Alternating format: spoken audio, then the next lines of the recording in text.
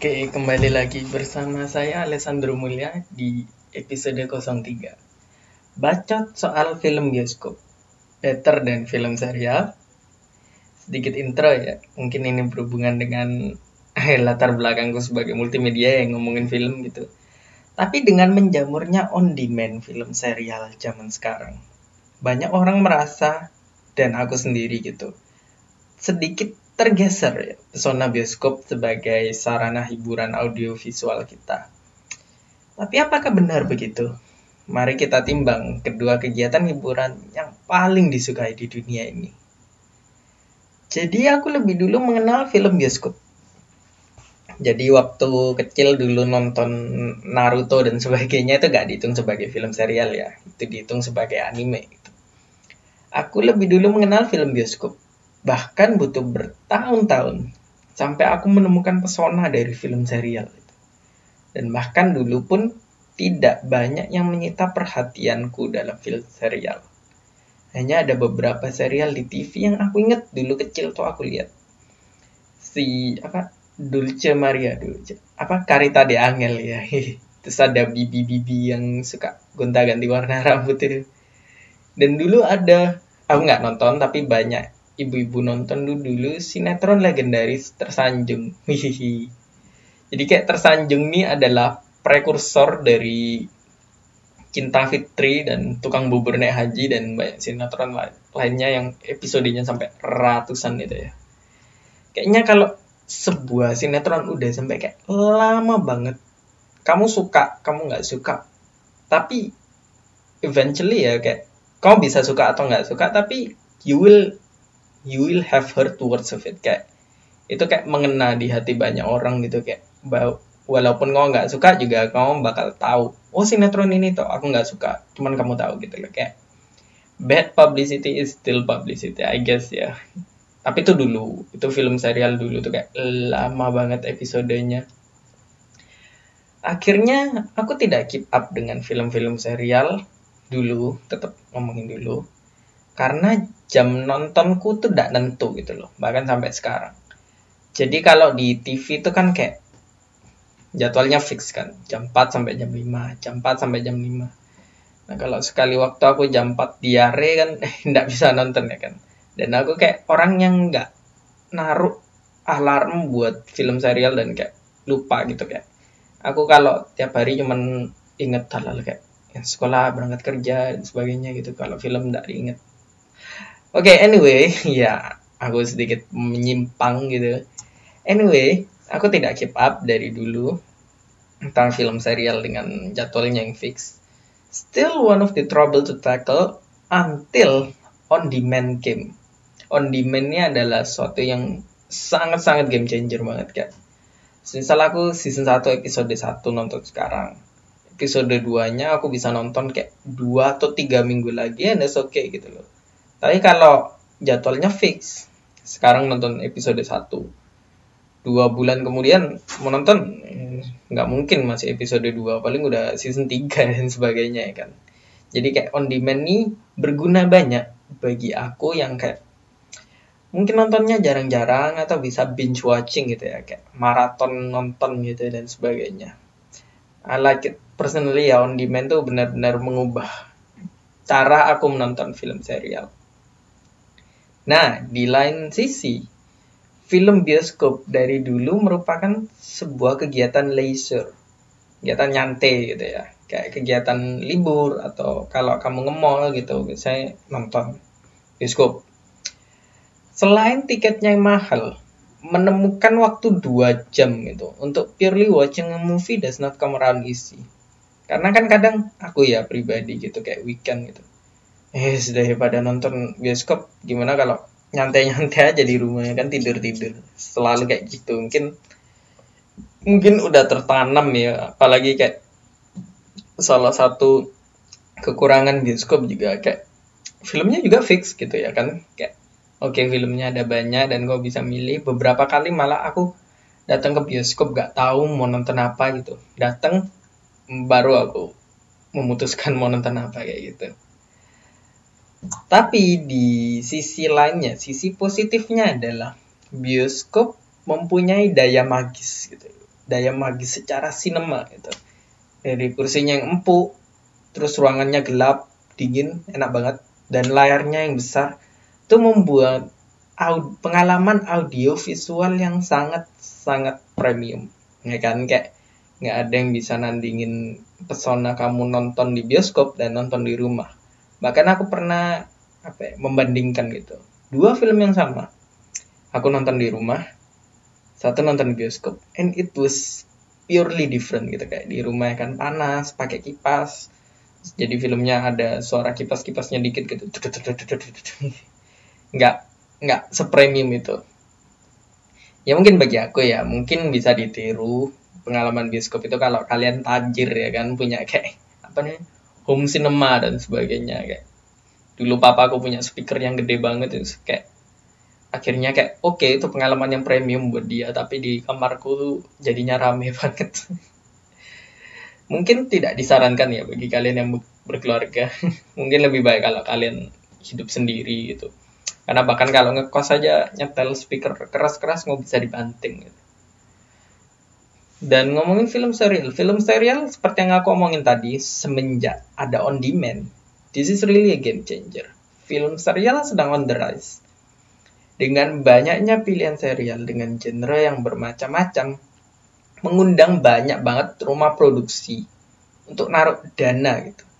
Kayak berinovasi mendapatkan banyak audiens. Kayak mereka mau guide gitu. Kamu bisa jadi anak kecil gitu yang sukanya nonton kartun, sampai orang dewasa yang sukanya nonton thriller. Mereka mencoba menggait sebanyak-banyaknya audiens dengan taktik-taktik mereka ya kan. Dan it's a good thing. Tapi banyaknya pilihan bisa menjadi dilema ya. Kayak kamu pilih subscription yang mana, terus film serial favoritmu ada gak di situ, terus apa kemudahannya, kesulitannya dibandingkan subscription lainnya. Kadang malah nimbang-nimbang ya kan, kayak semisal kamu mau nonton Breaking Bad tapi cuma ada di Netflix, tapi kamu juga mau nonton Avengers tapi cuma ada di Disney atau Marvel kayak gitu ya kan. Kayak akhirnya kayak ya kamu menimbang mana di antara film favoritmu yang paling favorit. I don't know how to phrase it, tapi kayak gitu. Mana film favoritmu yang benar-benar favorit, kayak akhirnya kamu memutuskan untuk subscription yang itu.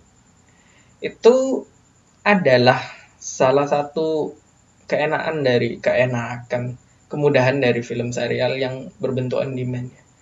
Tapi ngomongin film serial dan film bioskop, ini kedua-duanya kudu pakai TV itu.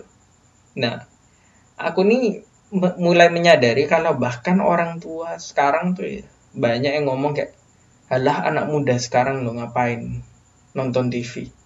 Which is partly true gitu ya kan. Tapi yang mereka omongin adalah anak muda sekarang udah gak nonton TV kabel, udah gak nonton TV antena dan parabola dan apapun itulah namanya yang biasa ditancapin di atap ya.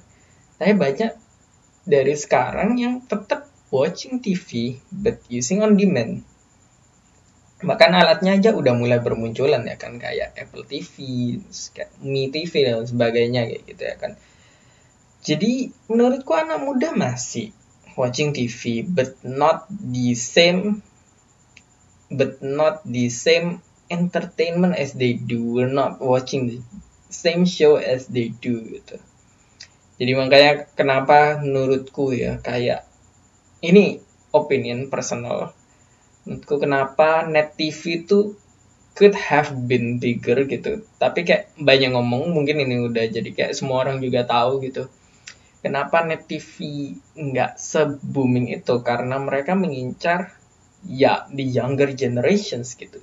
Tapi masalahnya mereka sistemnya masih di parabola antena kayak gitu ya kan, bukan malah kayak subscription based. It was really a heartbreaking moment ya waktu di Net TV itu ada banyak banget acara yang gulung tikar so to say gitu. Tapi kayak aku juga nggak tahu, kayak aku cuman bisa nilai kejelekannya gitu. Tapi kalau disuruh ngasih itu solusinya apa buat Net TV, I don't know gitu. Aku nggak tahu mau diapain. Some says mereka udah buka YouTube ya kayaknya ya, dan mungkin udah bisa di advertising, udah di monetize gitu dan sebagainya. I don't know if that will cover up the expenses, but yeah, that's my opinion gitu. Kayak Net TV maybe could have done better gitu kalau mereka nganunya tepat. Ya sedikit ngebacotin tentang Net TV ya, tetap tentang Net TV. Aku inget dulu aku tuh ngikutin acara The Comment gitu. Mungkin karena dulu aku juga bekerja di stasiun radio yang sama seperti hostnya ya di Surabaya. Terus I began to get liking gitu, kayak mereka tuh natural gitu. Dan kelihatan banget kalau mereka memang ngincer kita. Wih, bukan kita, maksudnya aku dan teman-temanku yang lain yang berada di target demografis, umur, dan juga lifestyle yang sama kayak gitu ya. Ketara banget ngincernya itu. Dan aku juga pertama-pertama ngikutin tuh. Tapi seperti yang aku bilang tadi tuh, kayak pertama-pertama doang ngikutin. As time went on, I didn't really follow it anymore. Just kayak udah kayak bolong-bolong juga liatnya gitu. Some episode were hit or miss. Tapi aku suka banget dengan additional co-host. Dulu ada Yuki Kato. Yuki Kato tuh sama seperti NZ Storia gitu ya di Tonight Show. Really has been a game changer gitu, kayak sebelumnya kita merasa kok, oh iya ini cast-nya udah perfect gitu. Begitu mereka datang kayak, oh iya kayak ini bisa lebih baik gitu ya. Itu Yuki Kato ya, anaknya asik banget. Dan ngomongin tentang ya The Comment tadi, aku nggak ngikutin, and I didn't really sympathize gitu, kayak mereka ngomong, oh ya selalu nonton kita di TV ya, jangan nonton di YouTube, bla bla bla bla. I didn't really sympathize with that. Terus tiba-tiba acaranya gulung tikar gitu, and that was the point, kayak oh iya sampai seburuk itu ya, sampai acaranya harus berhenti itu. Mungkin karena nggak banyak audiens dan sebagainya, aku nggak tahu. Dan kayaknya iya, kalau ngomongin masalah TV dari dulu selalu berkutat di masalah ratingnya dan sebagainya. Yang lazim terdengar bagiku ya, seorang anak awam adalah kayak TV itu selalu selalu membuat acara atau apapun gitu yang tidak edukatif dan tidak berkualitas secara sinematografi demi rating. Mungkin, tapi menurutku pasti ada cacat logikanya di sini. Nggak mungkin kayak jelek korelasi dengan rating bagus, nggak selalu gitu. Cuman aku nggak tahu apa faktor X-nya gitu. Tapi menurutku ini adalah stigma yang ya menurutku harus dihapus ya. Sempat optimis dengan awal-awal Net TV itu dulu. Net TV sekarang tuh kayak Global TV waktu aku kecil. Aku nggak suka nonton TV sampai Naruto datang. Terus Naruto datang tuh ya, tiap hari aku nonton Naruto gitu. Kan kayak aku rela bolos sekolah, aku rela gak kerjain PR cuman buat tahu episode selanjutnya dari Naruto itu. Really game changer. Tapi juga balik lagi gitu. Apakah sekarang aku nonton Global TV? Enggak pernah. Sama sekali enggak pernah. And to me that remains one of the biggest thing to tackle ya, kayak gimana sih caranya membuat orang selalu kembali untuk menonton TV lagi dan lagi gitu. Mungkin ada alasannya ya, kayak, tapi hanya karena alasan programnya bagus is not good enough reason I think ya untuk meng-guide orang balik lagi buat nonton. Banyak orang yang bilang kayak sekarang yang nonton TV itu pembantu dan sebagainya, kalau nggak kerja itu bukan nggak kerja, kalau lagi nyantai dan sebagainya. Tapi menurutku kayak yang nyantai kan nggak cuman pembantu kan ya, kayak bahkan pengusaha pun pasti ada downtime gitu. Kecuali untuk orang kantoran ya, yang which is gak ada TV gitu. Tapi ya nggak ada TV itu ya. Tapi sekarang banyak banget stasiun TV yang udah mulai melaksanakan kayak streaming gitu ya di websitenya, which is I think is good. Tapi aku nggak tahu apakah itu dikalkulasikan terhadap viewer total dan sebagainya dan rating, I don't know ya. Tapi ya, I think it's a good thing mereka udah bisa streaming di websitenya. Tapi itu pun I think bukan takes a lot of effort sih ya. Aku nggak mau buka Google repot-repot terus nyari TV-nya terus buka terus streaming gitu. Padahal gampang, tapi aku nggak pernah melakukannya, dan banyak anak muda yang nggak melakukannya. Iya, aku baru nyadar itu kayak ya sebenarnya gampang kalau lewat internet, cuman pasti ada alasannya kenapa kita nggak melakukannya. Dan ya to be honest, I can't tell you the reason gitu. Nggak selamanya karena kita sibuk, karena enggak, anak muda nggak sesibuk itu gitu. Nggak selamanya karena kita nggak bisa ngikuti jadwal, karena sebenarnya bisa streaming, bisa sebagainya gitu kalau film serial di TV sekarang. But there is a reason gitu kenapa TV is declining secara yang itu ya, channel-channel gitu, dan on demand is on the rising. Mostly aku udah bilang dari tadi, dari ya semua insightku lah mengenai kedua industri ini. Kalau bioskop ya, bioskop gak banyak inovasi ya. Maksudnya dari dulu sampai sekarang ya tetap sama gitu, secara mau ngomong hardware lagi, secara bukan industrinya, secara perbioskopannya sendiri gitu loh. Ruangannya ya dari dulu sampai sekarang gitu-gitu aja. Gelap, dingin, speakernya mantap, layarnya gede, udah gitu aja gitu. Menurutku pengalaman 4DX dan sebagainya is not enough to be a game changer sih. Not enough to be a conversation topic di mana orang kayak mau ngomong, kamu nonton bioskop gitu, yang 4D yuk, kayak apa ya, those kind of conversation didn't happen as often as it should ya. Compared to orang-orang kalau ngomong kayak film serial favoritmu apa, kayak kamu nonton apa, kamu udah nonton ini gitu loh. Itu lebih sering terjadi daripada orang ngomong di kamu udah nonton film ini gak di bioskop, kamu nontonnya yang biasa atau 3D gitu. Those kind of conversation never happen gitu ya. Mungkin karena orang nggak selalu ke bioskop ya. Cuman kalau film serial lo bisa nikmatin dari rumah gitu, dimana kayak ya you watch at your own pace, which is good and a lot of people like it. Dan menjaring semakin banyak orang dengan waktu mereka yang berbeda-beda akan menjadikanmu industri yang sangat besar gitu. Itu dari sisi film serial ya. Dari sisi film bioskop, apa yang menjadikannya sesuatu yang sangat besar adalah marketingnya, terus kayak brandingnya, terus dari filmnya yang makan budget luar biasa banyak dan kayak menghasilkan sesuatu yang keren gitu. Kayak lu tanya orang dari Surabaya Barat sampai Surabaya Timur tuh ya,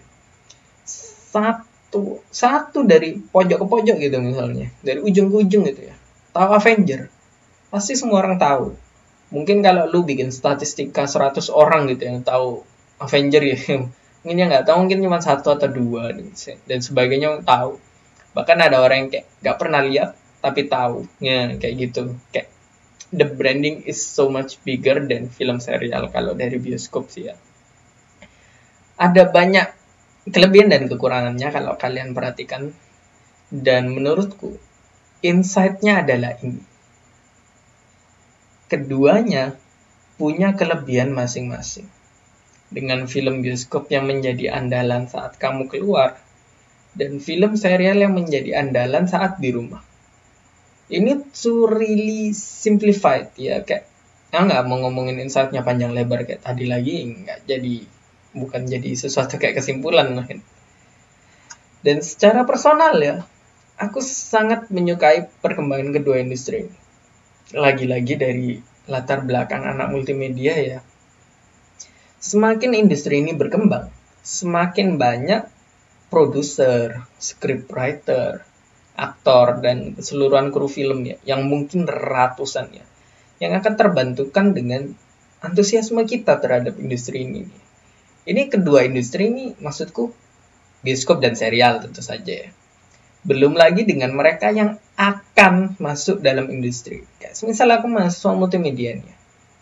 I may or may not akan join dalam perfilman gitu ya kan, dan kansku akan semakin tinggi untuk bisa masuk di ini apabila lowongannya semakin banyak, mereka semakin banyak terima orang dan sebagainya, atau yang perfilman indie semakin menjamur gitu. Dan ya gitu, itu bisa membuat kita mencari hajat hidup dengan terbantukan dengan sangat baik dengan antusiasme orang gitu loh.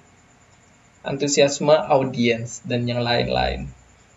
Jadi menurutku ya, kedua industri ini ini bukan semacam kompetisi yang tidak sehat, malah sebaliknya gitu. Kayak kedua industri ini malah saling bahu membahu gitu. Gak sedikit kita lihat aktor serial yang bergeser ke bioskop, begitu pula sebaliknya. Itu berlaku juga untuk kru perfilmannya itu sendiri gitu. Nggak sedikit yang kayak pertamanya nanganin project-project serial gitu, stripping, terus sekarang nanganin film bioskop gitu ya kan, yang kayak 2 jam gitu, yang tiap hari harus datang pagi gitu dan nyiapin sebagainya, nyiapin kopi buat produser dan sebagainya. Ada banyak ada banyak apa ya, perubahan, apa ya, kalau istilah sepak bolanya tuh hijrah dari industri industri film bioskop ke industri film serial dan sebagainya. Ada banyak banget. Dan menurutku ini bukan kompetisi sih ya, ini kayak simbiosis mutualisme di mana kamu bisa enjoy both of film bioskop dan film serial. Menurutku kita sudah bergeser dari stigma semua soal rating sih ya. Ini ada hubungannya dengan yang tadi sih ya. Kayak ini berlanjut dari insightku yang sebelumnya. Jadi dengan suguhan tontonan yang lebih beragam dan yang lebih baik secara segi estetika, secara tidak langsung audiens juga akan semakin pintar gitu loh, kayak setelah nonton film yang secara estetik bagus dan yang secara estetik kurang bagus, mereka pasti bisa menilai kok, oh iya ya, ini production value-nya dikit banget ya, dan sebagainya gitu. Kayak ini semua bisa di-achieve kalau industrinya berkembang yang kayak tadi. Jadi kayak antusiasme orang meningkat, industrinya berkembang, nyaring banyak banget talenta gitu. Terus akhirnya semakin bagus hasilnya dan semakin berkembang, dan kayak perlahan-lahan, pelan tapi pasti ya, tapi kita akan semakin bergeser dari stigma semua soal rating gitu ya. Kayak ini memberikan konotasi negatif gitu, seakan-akan kayak program tuh harus dibikin jelek secara estetika agar ratingnya bagus. Menurutku somehow someday ya, in the future kita akan menjadi kayak semakin acaranya bagus, semakin yang ratingnya tinggi. Isn't that what we always wanted ya kan? Mungkin belum achievable sekarang, tapi I do believe we're going in the right way sih ya, menurutku. Secara tidak langsung nih ya, dari semua industri yang berkembang ini menjadi trickle down economy atau Reaganomics. Trickle down economy itu kayak apa ya, kayak kamu tahu gelas wine yang disusun secara kayak di bawah 3 gelas, terus di atasnya ditumpuk 2 gelas, terus di atasnya ditumpuk 1 gelas kayak gitu. Jadi kalau kita naruh wine di gelas yang paling atas, nanti penuh, terus bleber ke gelas-gelas di bawahnya, nanti penuh, terus tumpah juga ke gelas-gelas yang di bawahnya. Itu kayak gelas-gelas itu merepresentasikan ekonomi dalam industri yang berbeda-beda kayak gitu ya kan. Jadi kalau perfilmannya bagus, gelasnya penuh, secara tidak langsung ekses surplus dari gelas industri film bioskop itu ya, itu akan turun dan akan memenuhi gelas-gelas lainnya. Gelas-gelas lainnya apa? Gelas-gelas lainnya tuh kayak apa ya, musik gitu, composing ya kan. Kayak film pasti ada original soundtrack, original scoring gitu. Itu kita juga membantu musisi dan produser musik. Terus bikin storyboard. Kita juga akan membantu seniman dan mereka yang dari latar belakang di cafe gitu.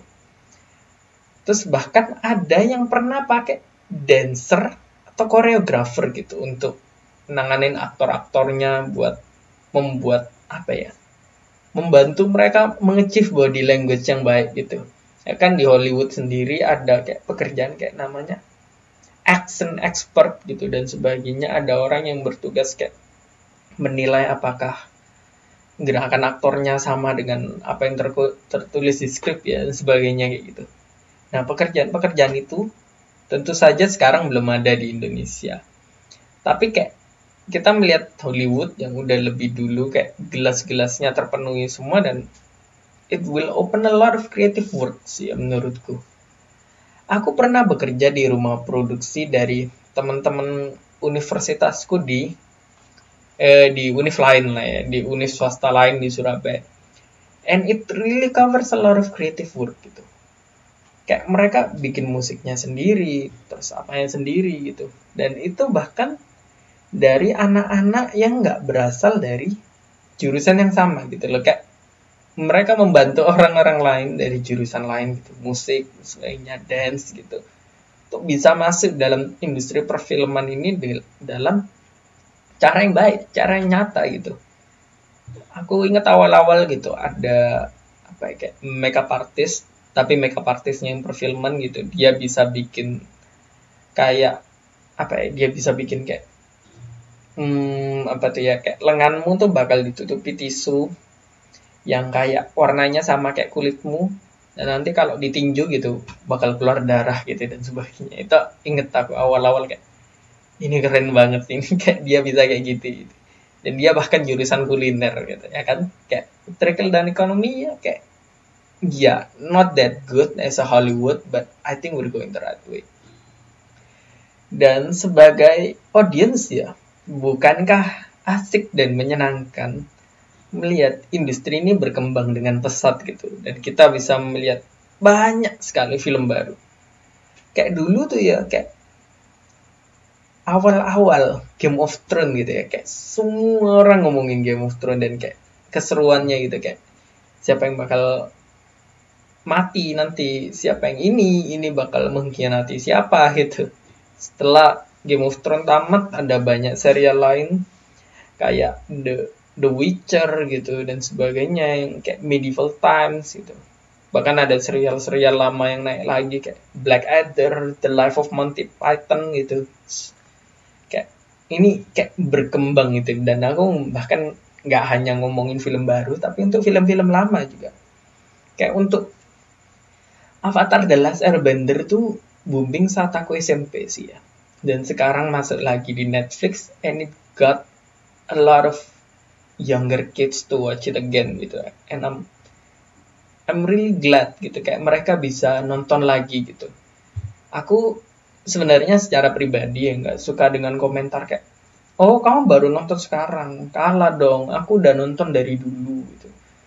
Menurutku nggak masalah siapa yang nonton dulu atau siapa yang nonton belakangan ya. I mean, a good movie will stay good movie gitu. Kayak Avatar The Last Airbender dulu dikenal sebagai film yang baik, dan sekarang juga tetap dikenal sebagai film yang baik karena production value-nya bagus gitu. Dan mungkin ya dengan semakin banyak orang yang nonton itu, mungkin sequel untuk Korra mungkin akan ada ya kan, dan sebagainya gitu. Who knows ya kan. Apalagi dengan semakin pesatnya industri ini, kita nggak tahu arahnya kemana sebenarnya. Secara pribadi